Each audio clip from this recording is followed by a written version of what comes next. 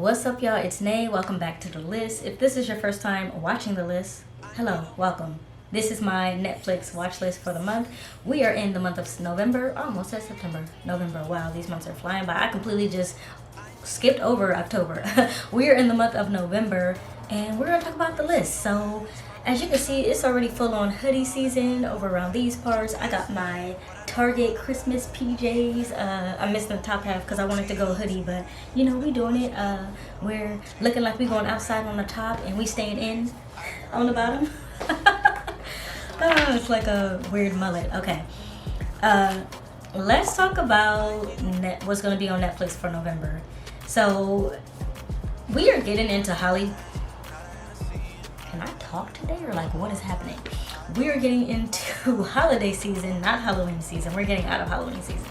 We're getting into holiday season, and that means that there are about to be a lot of holiday movies, shows coming out, but we're not quite there yet. We're kind of in that weird, like, in between, like, purgatory type moment where it's not quite Thanksgiving, Christmas, but it's no longer Halloween. So the list is a little mismatchy this month, but we're gonna go with it. So first thing that is coming to Netflix is a new season of Inside Job. So if you haven't seen Inside Job, it is about a girl named Reagan, and basically she works at a place that covers up all of the conspiracies of the world, but it's an adult cartoon. So I got my notes here. So if you like Brickleberry, which isn't on Netflix anymore. I don't know what the hell happened to Brickleberry, but it was my favorite. Brickleberry. So if you could find Brickleberry, find it. It's not. It used to be on Netflix, but it's not anymore. But damn, it was so good. If you like Brickleberry, if you like Chicago Party Aunt, that's also a Netflix original, or America the Motion Picture, then you'll probably like Inside Job. I know it's a cartoon, but it's not for the kiddies. Next up on my Netflix watch list for November, Buying Beverly Hills. So if you've been watching this, then you know that I'm obsessed with the Selling franchise, and that's Selling Sunset, Selling Miami, Selling the OC. There's something about watching rich and wealthy white people have drama that just does it for my soul. Okay, so anytime we're gonna have some of that, I'm watching it. So Buying Beverly Hills is kind of like the Selling series, but I think the reason that they're not calling it Selling blah blah blah, Selling Beverly Hills, is because it doesn't have the O Group guys, the two guys that run the O Group. So I think this follows a different family, a different set of owners, so that's why it's Buying Beverly Hills, but I'm definitely down to check it out. I like to say that the Selling franchise and now this Buying franchise is kind of like Netflix's answer to Real Housewives. Like, it is very much their Real Housewives. And let me just take a second right here to say, if this is your first time on my channel, thanks for stopping by. Thanks for watching this far. Go ahead and subscribe. I do these type of list videos once a month to kind of show what I'm watching for Netflix. So you can expect those once out of the month. And make sure you check out my other content. I got a lot of stuff going in there. Some natural hair, you know, some true crime. I do all the things. Okay, but let's get back into the video. Next up on my list, Love is Blind.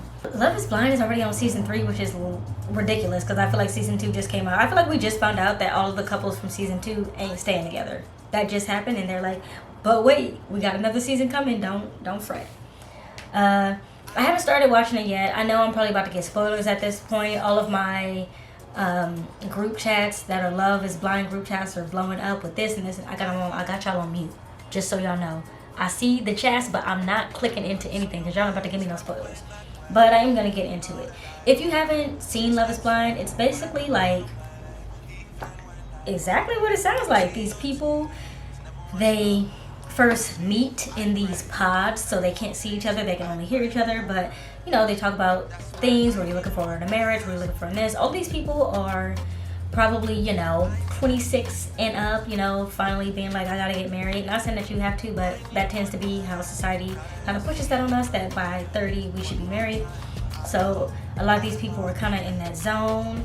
They maybe done the single thing, you know, done dating thing on their own, and now they're going to Netflix, so they're doing that. It's not really clear how long they're in the pods.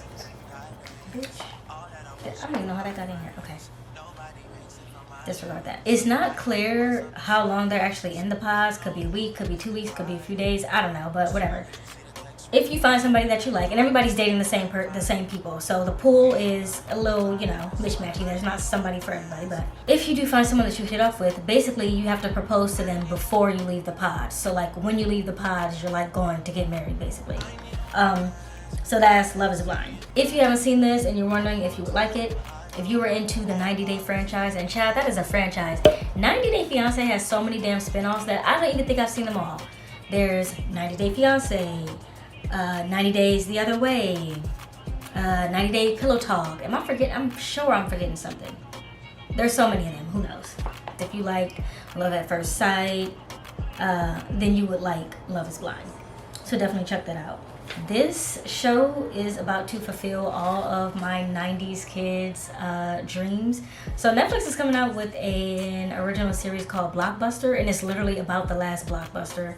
I think there is still a last Blockbuster in all actuality, but this one is a sitcom about that one. So from watching the trailer, the vibes that I got is kind of like, if you've ever watched Superstore or you've ever watched Rostered On, which is like, Rostered On is like British humor, but it's about people who work in retail, and Superstore is about people who work in a grocery store. Rostered On kind of felt like The Office, like it's talking to the camera, like they're in the camera like this. Rostered On was like talking to the camera like Office style. I don't think Blockbuster is gonna be like that. It's more of sitcom-y, but it looks like it's gonna be funny, so I can't wait to check it out. And then I want to save this one for last because this is also fulfilling my 90s dreams. Lindsay Lohan is back, y'all. She is back for another movie. I feel like I haven't seen Lindsay since Mean Girls, so I'm really excited that Netflix is giving her kind of an original. So what I got from the trailer is basically Lindsay kind of, it's so cheesy, and I love it for this. So this one is called Falling for Christmas, and she loses her memory, you know, very Christmas rom-com, like if it had a template, this is it. Loses her memory, some guy finds her, she's trying to find herself again. Did y'all know that Lindsay is old enough to play a mom now? Yeah, that one hit me right in the face. Lindsay is old enough to play a mom. A mom. Like she's playing somebody's stepmom in this movie. Anyway, now that I've gotten past that. So yeah, it's your typical Christmas rom-com. I'm still gonna watch it because it's freaking Lindsay, and we support Lindsay over here. So that's about it for my list for November. I can't wait until next month. I am so excited to get into some Christmas stuff because I already actually have a list of Christmas movies that I like on Netflix. If there are any Netflix TV shows and movies that you're gonna be checking out this month, let me know. I make this list, but I always honestly end up popping in some new things. Last month I didn't have The Watcher on my list, but The Watcher started getting so much hype that I had to watch it, which by the way, if you haven't seen The Watcher, what are you doing? Baby, you need to watch that. It's based on a true story, so just know that any show or movie that's starting off based on a true story, you already know it's about to be some. If you have any suggestions on other things I should be watching, let your girl know. I'm always down to. I didn't do that. Okay, let's just go ahead and end this video now before this gnat tries to take me out.